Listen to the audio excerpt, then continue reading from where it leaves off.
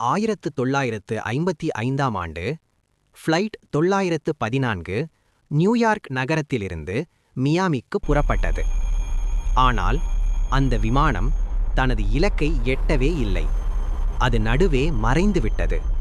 அந்த விமானத்திலிருந்த 57 பயணிகளும் 4 பணியாளர்களும் முழுவதும் காணாமல் போனார்கள். பல ஆண்டுகள் தேடியும் எந்த தடயமும் கிடைக்கவில்லை.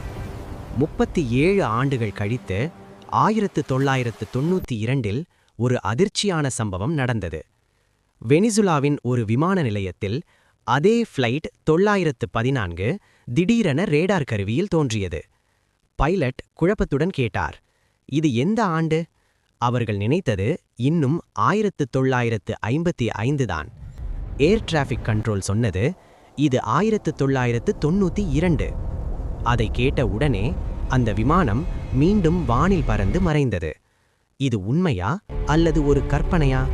ஃப்ளைட் 914 இன்னும் உலகின் மிகப்பெரிய விமான மர்மங்களில் ஒன்றாகவே உள்ளது.